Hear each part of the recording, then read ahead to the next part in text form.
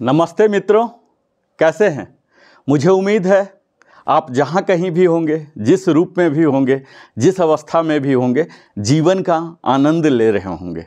मैं Narendra Kumar, wellness consultant, आप सबों का लिविंग हैप्पीली में स्वागत करता हूं और एक सवाल के साथ ही इस वीडियो की शुरुआत करता हूं कि क्या आप जानते हैं कि एक सरकारी कर्मचारी का वेतन कैसे तय होता है? क्यों हर 10 साल में लाखों कर्मचारियों की सैलरी एक झटके में बढ़ जाती है? और आखिर ये पे कमीशन नाम की क्या चीज़ है, वो क्या जादू कर देती है जो देश की अर्थव्यवस्था को भी हिला देती है? आज इस वीडियो में हम जानेंगे सेंट्रल पे कमीशन का सच, जहां की 49 लाख सेंट्रल गवर्नमेंट एम्प्लॉय और 65 लाख सेंट्रल गवर्नमेंट पेंशनर हैं, जिसमें कि डिफेंस पेंशनर जो 36 लाख हैं ये भी शामिल हैं। तो फर्स्ट सीपीसी से लेकर 8 सीपीसी तक का पूरा इतिहास, पूरा लेखा जोखा, पूरा हिसाब आप देखने जा रहे हैं। इसके साथ ही फिटमेंट फैक्टर की क्या सच्चाई होती है, कितनी बढ़ती है सैलरी, कितनी बढ़ती है पेंशन, गवर्नमेंट सैलरी की सीक्रेट क्या है और कौन सा सीपीसी सबसे फायदेमंद था, किस वेतन आयोग ने बदली आपकी जिंदगी, गवर्नमेंट सैलरी कैसे बनती है, कैसे बढ़ती है, पिछली सभी सीपीसी की हम तुलना भी यहाँ करेंगे। और एट्थ पे कमीशन, जो कि बड़ा ही इंतजार है हम सबों का, ये कब आएगा?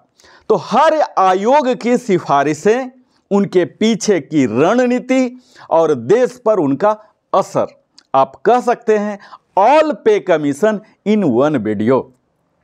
अगर आप एक सरकारी कर्मचारी हैं, पेंशनर हैं या यूपीएससी, एसएससी के किसी भी पद के लिए एस्पायर करते हैं या स्टेट गवर्नमेंट में भी काम करते हैं, तो स्टेट गवर्नमेंट के भी जो सीपीसी आते हैं केंद्र वाले पर ही आधारित होते हैं। हालांकि उनका रेट अलग होता है क्योंकि उनके आमदनी रेवेन्यू कम होते हैं, वो सेंट्रल जैसा देने को अफोर्ड नहीं कर सकते हैं, उनके पूरे स्लैब अलग होते हैं।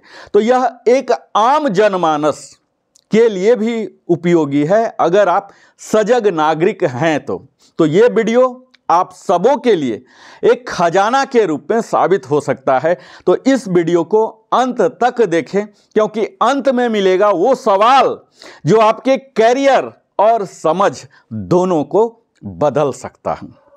अब मैं वीडियो में आगे बढ़ूं इससे पहले Narendra Kumar, wellness consultant, entrepreneur trainer, आप सबों से आग्रह करता हूं कि अगर आपको वीडियो पसंद आए तो अवश्य ही लाइक करें, और अगर हमारे चैनल लिविंग हैप्पीली को अभी तक सब्सक्राइब नहीं किया तो अवश्य ही सब्सक्राइब करें। कमेंट के जरिए से आप पूछें, बताएं, मैं यथाशीघ्र जवाब देने का भी प्रयास करूंगा। सगे संबंधियों के साथ भी साझा करें ताकि वो भी लाभार्थी हो, और बेल आइकन अवश्य ही पुश कर। तो अब मैं बात करता हूं कि व्हाट इज पे कमीशन, केंद्रीय वेतन आयोग आखिर होता क्या है? तो यह है भारत सरकार, government of India, finance ministry, वित्त मंत्रालय के व्यय विभाग, डिपार्टमेंट ऑफ एक्सपेंडिचर और उनके इम्प्लीमेंटेशन सेल जो हैं ये लागू करते हैं, जो कि नॉर्थ ब्लॉक न्यू दिल्ली में अवस्थित है। तो ये तो जेनेसिस हो गई कि इसके लिए कौन से विभाग हैं, है ना। अब हम जानते हैं कि ये सेंट्रल पे कमीशन क्या है। तो आप बड़े ही साधारण शब्दों में, सरल शब्दों में समझें कि यह भारत सरकार द्वारा समय समय पर, अक्सर 10 सालों पर गठित एक संवैधानिक संस्था है, कॉन्स्टिट्यूशनल बॉडी है, जिसका मुख्य उद्देश्य केंद्र सरकार के कर्मचारी, सेंट्रल गवर्नमेंट एम्प्लॉय और पेंशन भोगियों, पेंशनर के वेतन भत्तों, उनके जो अलाउंसेस होते हैं, सुविधाओं होते हैं और जो सर्विस कंडीशन होते हैं, सेवा शर्तें होते हैं, इनकी रिव्यू की जाती है, समीक्षा करना है और उसमें संशोधन हेतु सिफारिश करना होता है। यह आयोग लगभग हर 10 वर्ष में एक बार गठित किया जाता है और इसकी सिफारिशें सरकारी व्यय, जो पब्लिक एक्सपेंडिचर होते हैं, और राजकोषीय नीति जो होती है, फिस्कल पॉलिसी, इस पर बड़ा गहरा प्रभाव, इम्पैक्ट डालता है। तो यह तो संक्षेप में भूमिका है कि व्हाट इज सीपीसी। अब हम एक एक करके अपने वादा के अनुसार आगे बढ़ते हैं। मुझे उम्मीद है आप पूरा धैर्य के साथ अपने साथ खाद्य पदार्थ, पेय पदार्थ, बेशक हेल्दी, अपने साथ रख के बैठिए, क्योंकि यह वीडियो हो सकता है लंबा हो। और यह एक 8 सीपीसी का श्रृंखला है, उस श्रृंखला की यह पहली कड़ी है। तो मुझे उम्मीद है आप धैर्य के साथ हमारे साथ आगे चलेंगे। अक्सर मेरा वीडियो लंबा हो जाता है जहाँ कि मैं कुछ कर नहीं पाता हूँ। तो सबसे पहले हम बात करेंगे प्रथम वेतन आयोग की, फर्स्ट सीपीसी की। इसके अध्यक्ष जो चेयरमैन कहलाते हैं श्रीनिवास वरदाचार्य साहब थे, और इसका गठन कॉन्स्टिट्यूशन जनवरी 1946 में किया गया था। और आप समझ ही रहे हैं कि ये देश की आज़ादी से पहले ही इसका गठन हो गया था। और इसकी रिपोर्ट प्रस्तुति, जो रिपोर्ट सबमिशन है, ये मई 1947 में हुआ था। यह क्या था समय? हमारी देश ब्रिटिश शासक के अधीन थी, हम पराधीन थे, और भारत आज़ाद होने के जस्ट कगार पर था। वर्ल्ड वॉर 2 तुरंत हुआ था। जो हमसे बुजुर्ग हैं ये सब खूब आराम से विजुअलाइज कर सकते हैं कि क्या हालात उस टाइम, अगर हमारे व्यूअर में हैं तो 1947 वाले, तो यहाँ प्रशासनिक ढांचे को भारतीय ज़रूरतों के अनुसार ढालने की आवश्यकता थी। उस ख्याल से इसका गठन किया गया था। अब मैं बात करूंगा कि क्या मुख्य सिफारिशें थी फर्स्ट सीपीसी की, यानी कि की रिकमेंडेशन क्या थे। तो इसका टैगलाइन था, जो अगर परीक्षार्थी हैं तो उनके लिए बड़ा ही महत्वपूर्ण है। उसका टैगलाइन था फर्स्ट सीपीसी का, लिविंग वेज, अर्थात जीविकोपार्जन योग्य वेतन की इस अवधारणा पर आधारित थी। उस समय आपको जान के बड़ा ही आश्चर्य होगा कि मात्र 55 रुपया, ओनली 55 रुपीज मिनिमम वेतन तय किया गया था, और मैक्सिमम 2000 मात्र था। उस वेतन संरचना को एक सामाजिक स्थिति, सोशल स्टेटस, और उनके कार्य की प्रकृति, जो नेचर ऑफ सर्विसेज थे, इसके आधार पर तैयार किया गया था। और यहाँ यह ध्यान दिया गया कि मानकीकृत वेतनमान, यानी कि स्टैंडर्डाइज पे स्केल की यहाँ से शुरुआत की गई। यहीं पर महंगाई से बचाव हेतु डियरनेस अलाउंस, जो आज डीए, डीआर पेंशनर के लिए डीआर कहलाते हैं, इसकी सिफारिश भी की गई थी। अब मैं यह भी बताता चलूं कि इस फर्स्ट सीपीसी का क्या प्रभाव पड़ा था हमारे राष्ट्र पर। तो भारतीय प्रशासन के वेतन ढांचे की एक बुनियाद, फाउंडेशन रखी गई थी, जहां की सामाजिक न्याय, सोशल जस्टिस पर आधारित इस वेतन की व्यवस्था का एक उस दिशा में अग्रसर होने का पहला कदम था। अब मैं बात करूंगा सेकेंड सीपीसी का, द्वितीय वेतन आयोग का, जिसका अध्यक्ष थे जगन्नाथ दास साहब। इसकी गठन की गई थी 1957 अगस्त में, और रिपोर्ट सबमिशन हुआ था अगस्त 1959 में। स्वतंत्रता के बाद हम स्वतंत्र हो गए थे। इसके बाद देश में एक आर्थिक बदलाव और बढ़ती हुई जो महंगाई थी, इसके चलते वेतन पुनर्निर्धारण आवश्यक हो गया था, नहीं तो उसको मिटिगेट नहीं कर पा रहे थे जो हमारे स्टाफ थे। तो इसकी जो मुख्य सिफारिशें थी, यह था सिंप्लीफिकेशन, वेतन संरचना का सरलीकरण यहाँ किया गया था। और यहाँ जो न्यूनतम वेतन था, मिनिमम वेजेज की अवधारणा को 15वें भारतीय श्रम सम्मेलन, जो इंडियन कमीशन का हुआ था, इसके आधार पर, लेबर कॉन्फ्रेंस जो हुआ था, इसके आधार पर अपनाया गया। जो न्यूनतम वेतन मैंने बताया कि फर्स्ट सीपीसी में 55 रुपये 55 था, तो इससे बढ़ाकर 80 रुपये प्रति माह कर दिया गया था।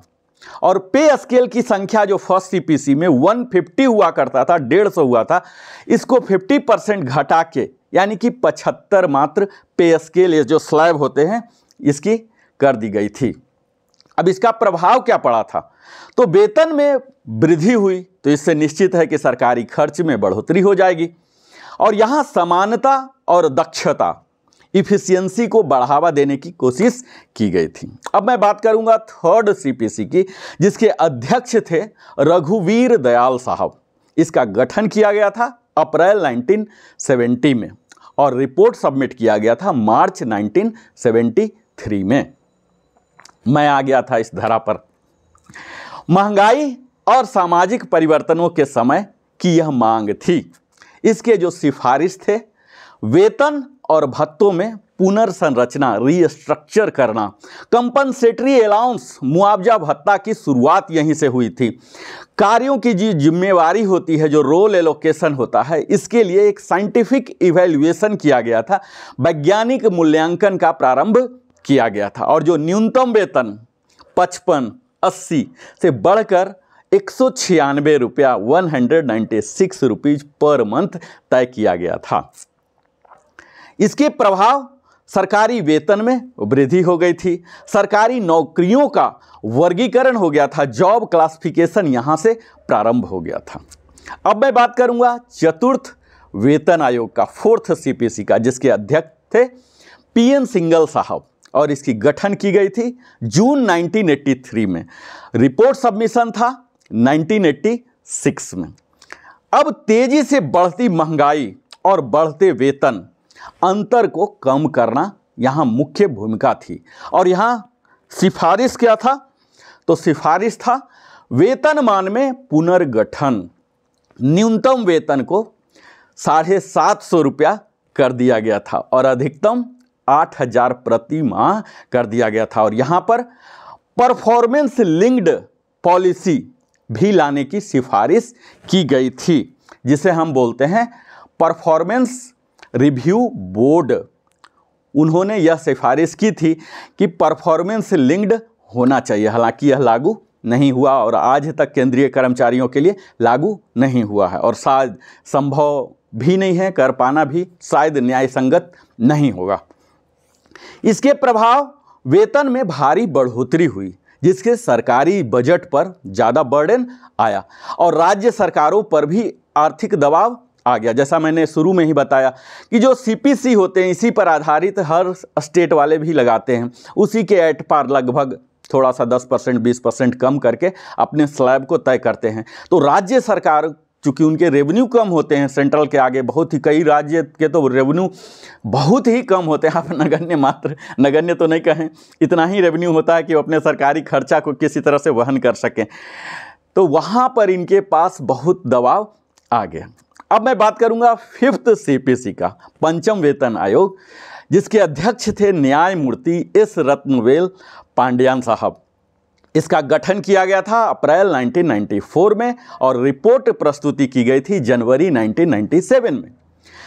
1991 की आर्थिक उदारीकरण, ग्लोबलाइजेशन, आप सबको याद होगा कि जो इकोनॉमिक लिबरलाइजेशन हुआ था, इसके बाद वित्तीय संतुलन को रखना एक बहुत बड़ी चुनौती हो गई थी हमारे राष्ट्र के लिए। ऐसे समय में इसकी जो मुख्य सिफारिशें थी वह थी पे स्केल की संख्या 51 से घटाकर 34। आप देख रहे हैं कि जैसे जैसे सीपीसी बढ़ रहे हैं, पे स्केल की संख्या को किस तरह से बढ़ाया जा रहा है। 150 से चला था 75, 51 और अब यहाँ 34 कर दिया गया। यहाँ एक बहुत ही बड़ी जो की गई सिफारिश में कर्मचारियों की संख्या के 30% कटौती का सुझाव दिया गया। इसके साथ ही वीआरएस, वॉलंटरी रिटायरमेंट स्कीम की सिफारिशें भी इसमें शामिल थी। न्यूनतम वेतन जो कि बढ़ाकर 2550 से करके अधिकतम जो था वो 26,000 कर दिया गया।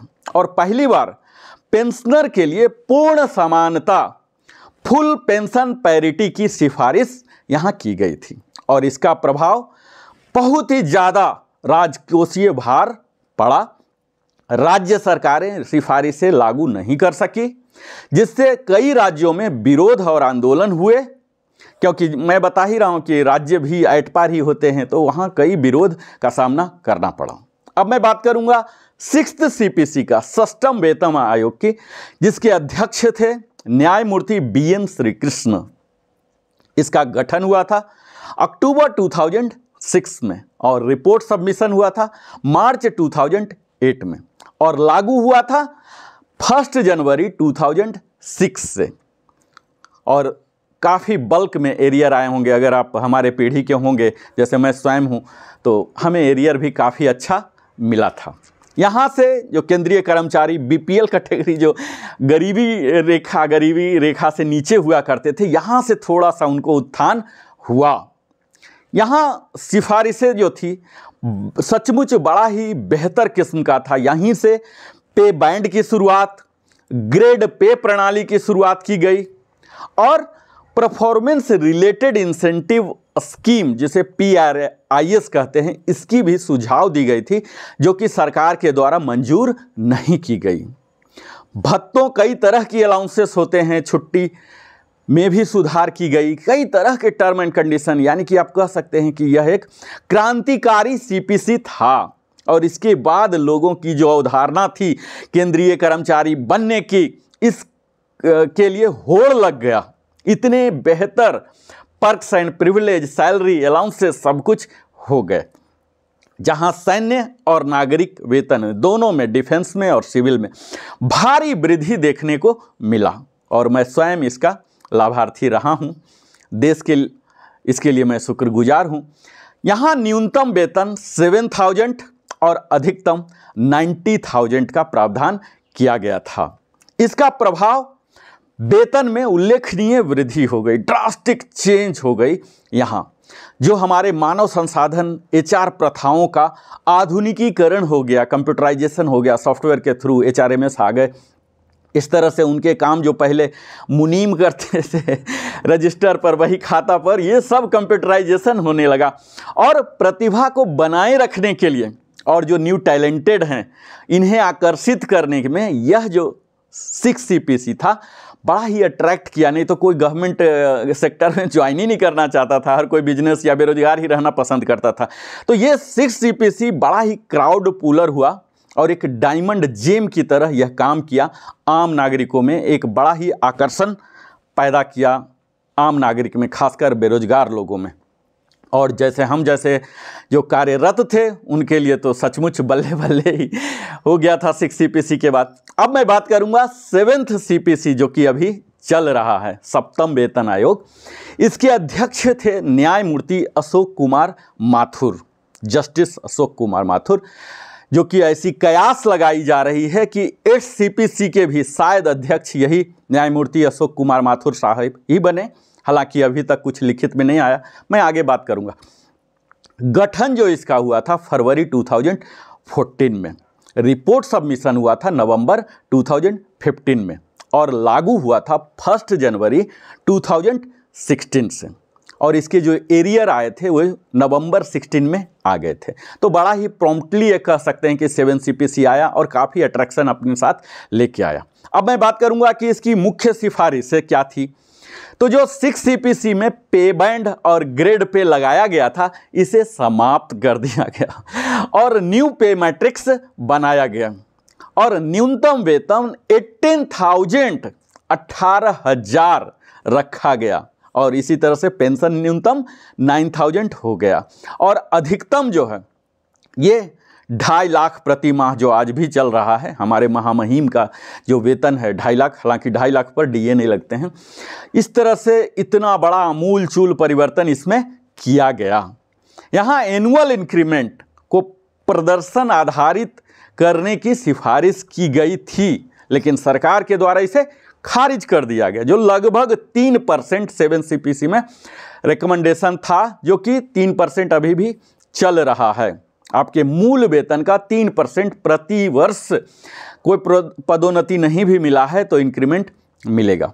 इस 7 CPC के एक महत्वपूर्ण फीचर थे कि यहाँ ई-गवर्नेंस और डिजिटल जो प्रणाली है, जो आज भी चल रहे हैं, जैसे हम डिजिटल इंडिया कहते हैं, डिजिटल यूजर इंडिया कहते हैं, ये सब की शुरुआत यहाँ हो गई थी। इसे प्रमोशन यहाँ दिया गया था और इसी 7 CPC में OROP, 1 रैंक 1 पेंशन को समर्थन भी मिला था। और इसके बाद आज OROP 1, OROP 2, OROP 3 भी आ चुका है, जिसके बारे में हम विस्तार में बात करते ही रहते हैं अपने OROP श्रृंखला में।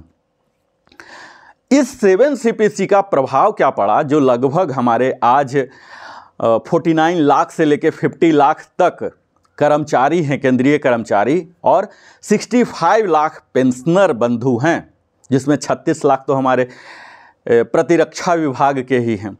तो इन सबों को लाभ मिला और कुछ संगठनों ने फिटमेंट फैक्टर 2.57 बढ़ाने को लेकर मांग की थी। इसका विरोध भी किया गया था क्योंकि ये उस समय के हिसाब से 2.57 बहुत ही कम था। इसके लिए बहुत दिन तक विरोध प्रदर्शन चला, लेकिन कोई फर्क नहीं पड़ा। अब मैं बात करूंगा उस अष्टम वेतन आयोग का, जो कि हमारे पेंशनर बंधु, सर्विस होल्डर, जो बड़े ही बेसब्री से पिछले 20 मिनट इंतजार कर रहे थे, अब उनकी बात मैं करूंगा। हालांकि यह श्रृंखला है, श्रृंखला की यह प्रथम कड़ी है। मुझे उम्मीद है अगर आपको ये बेहतर लगेगा तो मैं इसे अपने टीम के द्वारा और बेहतर बनाकर करूं, लेकिन उसके लिए मुझे आग्रह करना पड़ता है कि आप सब देखते हैं लेकिन सब्सक्राइब नहीं करते हैं। आप सब्सक्राइब अवश्य ही करें। आपके सब्सक्रिप्शन से ना कि मेरा मोटिवेशन बढ़ता है, यूट्यूब का एल्गोरिदम है कि वह ज़्यादा से ज़्यादा तक को रीच आउट कराता है। तो 8CPC यह अपेक्षित है, अभी तक आया नहीं है। इसका मैं स्टेटस ही बता सकता हूँ, जिसे कि पहला बात है कि लागू इसे होना है कब से, तो 1 जनवरी 2026 से लागू होना है। जब भी मिले, जब भी लागू हो, जब भी सिफारिशें आए, जब भी अनुमोदित हो जाए, जब भी इम्प्लीमेंट हो जाए, जो भी प्रावधान है उन सभी प्रक्रिया को पार कर ले, 1 जनवरी 2026 से आएगा। या तो करंटली ही आ जाए, जिसके की संभावना तो नहीं लग रहे हैं, एरियर के साथ आएगा।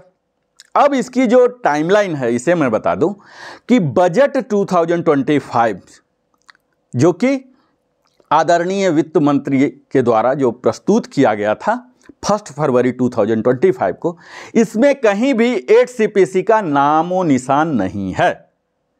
दूसरा, इसके लिए कोई फंड एलोकेशन नहीं है। जैसा कि मैंने बताया कि 1 जनवरी 2026 से है, जो कि इसी 25-26 का ही लास्ट क्वार्टर माना जाता है। तो अगर प्रोविजन करना था 8CPC का तो इसी बजट में हो जाना था, क्योंकि लास्ट क्वार्टर का है। तो यहाँ कोई बजट एलोकेशन नहीं किया गया है। तो यह तो आप तय ही समझ लीजिए कि 1 जनवरी से लेके 31 मार्च तक यह लागू नहीं होगा। ये बार बार मैं बोलता हूँ, लागू होने की तिथि वही होगी 1 जनवरी ही, चाहे कितना साल बाद भी मिले, लेकिन अभी इसके लिए रास्ता साफ नहीं है। अब इसके टाइमलाइन बोलूं कि प्रोग्रेस क्या है, तो 8CPC जो कॉन्स्टिट्यूशन है, गठन है, हमारे माननीय प्रधानमंत्री ने इसकी घोषणा कर दी है, गठन करने का आदेश पारित कर दिया है और इसको हमारे आईबी मिनिस्टर ने सबके सामने प्रेस में आके बताया कि इसकी गठन हो गई है। इसके अलग अलग टाइमलाइन हैं, 30 अप्रैल तक है इसका, कि जो NGO हैं या अलग अलग तरह के एसोसिएशन हैं, सोसाइटी हैं, ये सब रजिस्टर कर सकते हैं अपने अपने बिंदु को रखने के लिए। इसका गठन का तरीका लगभग वही होगा, एक चेयरमैन होंगे, 2 मेंबर होंगे और करीब 35 मेंबर्स होते हैं जो अलग अलग डिपार्टमेंट से डेपुटेड होते हैं, जैसे फाइनेंस से होंगे, डिफेंस से होंगे, तरह तरह के डिपार्टमेंट है, ये सब की वहाँ प्रतिनिधित्व होती है। इन सब से अभी तक टर्म्स ऑफ रेफरेंस रिलीज नहीं किया गया है, तो यानी कि अभी आप कह सकते हैं कि आधिकारिक रूप से गठन नहीं हुआ है। गठन करने का आदेश हो गया है। इसके सदस्य कौन रहेंगे, हालांकि कयास लगाई जा रही कि माथुर साहब होंगे। खैर, जो भी हो, जनवरी 2026 से लागू होगा और इससे जो उम्मीदें हैं, महंगाई के अनुसार आज जिस तरह से सोना का रेट 1 लाख रुपया 10 ग्राम का होने जा रहा है और हो चुका है, आप वीडियो जब तक देखेंगे, तो इस महंगाई के अनुसार पे मैट्रिक्स का पुनर्निर्धारण होगा। यहाँ पर फोकस होगा जो कृत्रिम बुद्धिमत्ता, जिसे हम AI के नाम से जानते हैं, इस पर आधारित मूल्यांकन किया जाएगा।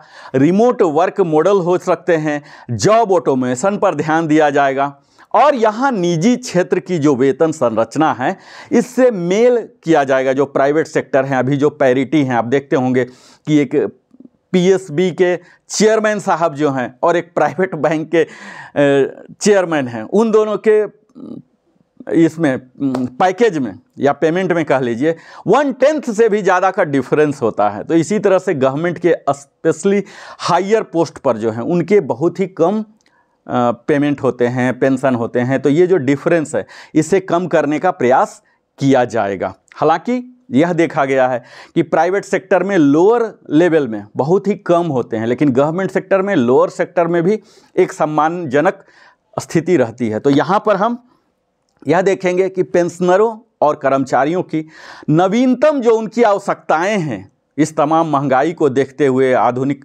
जो हमारे तकनीक विकास कर गए हैं, इन सबों को मद्देनज़र रखते हुए, जो कि प्रत्येक पे कमीशन में न केवल सरकारी वेतन संरचना को बदला, बल्कि यह भारत की जो प्रशासनिक संस्कृति है, जो एडमिनिस्ट्रेटिव कल्चर है और हमारी जो राजकोषीय नीति है, फिस्कल रिस्पॉन्सिबिलिटी है, इस पर भी गहरा प्रभाव करेगा यह 8 CPC। जहां कर्मचारियों को समय समय पर वेतन में लाभ मिला, वहीं सरकार के सामने एक आर्थिक संतुलन, बजटरी बैलेंस बनाए रखना एक बड़ी चुनौती है आज के समय में। रिसेशन, जहां वर्ल्ड रिसेशन से गुजर रहा है और आज हम हमारे जो पड़ोसी के साथ जो संबंध हैं कैसे होने वाले हैं, ये सबको मद्देनज़र रखते हुए क्या होगा। खैर, जो भी होगा, ये श्रृंखला है, मैं इससे आपको अपडेट निश्चित करते रहूँगा। ये इस CPC का ये पहला है, मुझे उम्मीद है आप इसे पसंद करेंगे। अब मैं उस मुद्दे पर बात करना चाह रहा हूँ जिसके लिए आप सबसे ज़्यादा इंटरेस्टेड होंगे, वह है फिटमेंट फैक्टर। मैंने सब बताया कि कहाँ 2.57 लगा, क्या डिमांड था, क्या हुआ नहीं हुआ। तो आप थोड़ा सा संक्षेप में ही जान लीजिए। हालांकि मेरा वीडियो ऑलरेडी लंबा हो चुका, संक्षेप अब नहीं रहा, पर समय की ज़रूरत है, तो अगर विषय की ज़रूरत है तो मैं परहेज नहीं करूँगा। फिटमेंट फैक्टर को जानने के लिए आपको यह समझना पड़ेगा कि यह एक गुणक है, मल्टीप्लायर होता है, जिसका उपयोग पुराना वेतन जो प्री रिवाइज बेसिक पे है, इसको नए वेतनमान में परिवर्तित करने के लिए किया जाता है। यानी कि अभी जो पुराना वाला था बेसिक, उसको कितना गुना किया जाए, ये एग्जैक्ट नेट डिफरेंस नहीं होता है। क्योंकि अभी के समय में देख लीजिए, मैं मई में वीडियो बना रहा हूं, तो अभी 55% DA हो चुके हैं। अगर किसी का 20,000 रुपया है, 20,000 रुपया मूल बेसिक है, तो 55% ऑलरेडी है। तो ये आपके हो गए करीब 1.78%। तो इतने तो होने ही हैं। इस तरह से मैं विस्तार में अगले वीडियो बहुत ही लंबा हो रहा, उसके फिटमेंट फैक्टर के बारे में बाद में मैं विस्तार में PPT के द्वारा बताऊंगा। तो यह वेतन आयोगों की सिफारिश का केंद्र बिंदु होता है। इतना जान लीजिए कि ये जो फिटमेंट फैक्टर होता है, कोर एलिमेंट है जो सीधे तौर पर वेतन वृद्धि को प्रभावित करता है। और इसमें यही ध्यान रखा जाता है कि उसकी बढ़ोतरी एक सम्मानजनक रूप से हो। तो मैं यहाँ आपको बता दूं, जैसे मैं पूरा इतिहास ही बता रहा हूँ, आज इतिहास का ही क्लास है, तो इसमें मैं बताऊंगा कि वो सारे विभिन्न जो केंद्रीय वेतन आयोगों थे, CPC थे, उसके क्या फिटमेंट फैक्टर्स थे, वो एक नज़र दे लीजिए। तो 4th CPC जो 1986 में गठन हुआ था, इसका लगभग 3.8 था। पुराने वेतन में औसतन 3.8 गुना वृद्धि की गई थी, जहां की डियरनेस अलाउंस को मूल वेतन में, बेसिक पे में मर्ज कर दिया जाता है, जिससे समग्र वेतन में बड़ा उछाल आया था।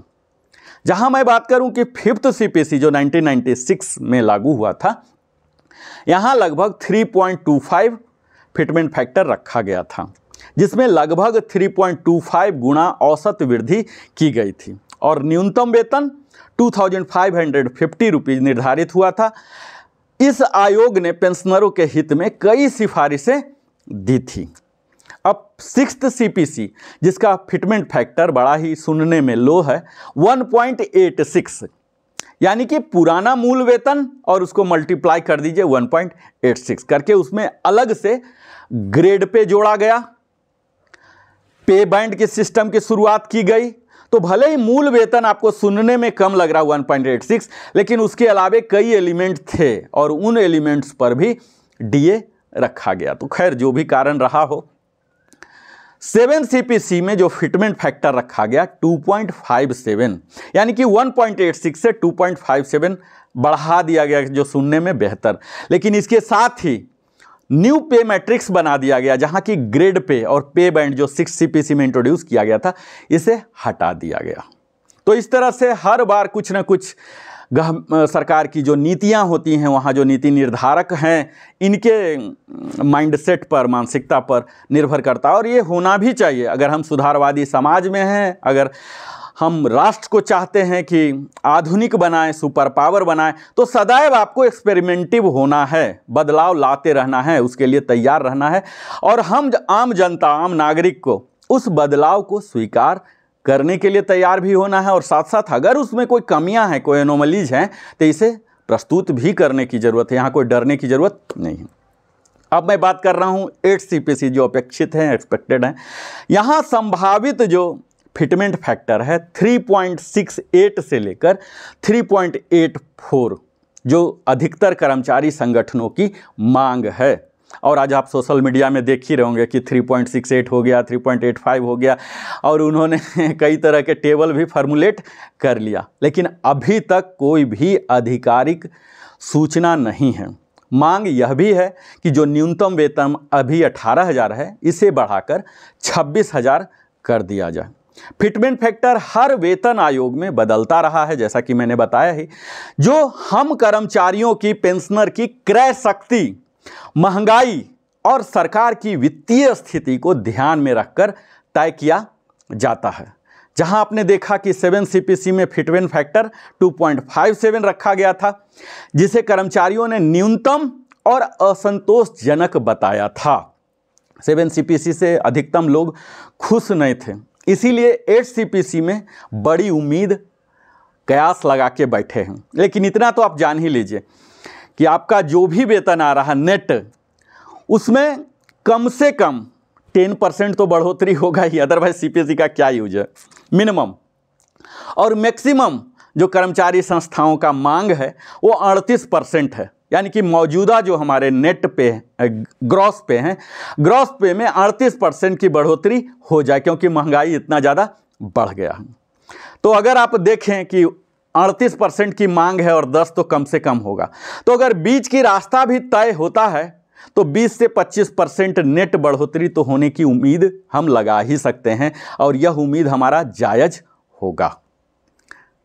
क्या जायज़ होगा, क्या है, क्या नहीं है, मैं रूमर और अफवाह और स्पेकुलेशन से अपने आप को बचाना चाहता हूं।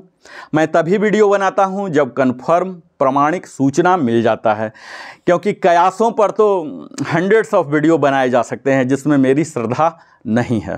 मैं रूमर बेस्ड नहीं बनाता हूं, आपने देख ही लिया होगा। तो ये था सेंट्रल पे कमीशन का एक गहराई से विश्लेषण, एक ऐसा जो कि एक आम जनमानस को भी, न कि लाखों कर्मचारियों को यह जिंदगी बदलती है, ऐसा सफ़र है CPC का, और देश के आर्थिक तंत्र को एक नया आकार देता है। यह एक उस परीक्षा के लिए जो एस्पायर कर रहे हैं उनके लिए भी ज़रूरी है। वहाँ कई क्वेश्चन इससे भी आ सकते हैं डायरेक्ट MCQ में।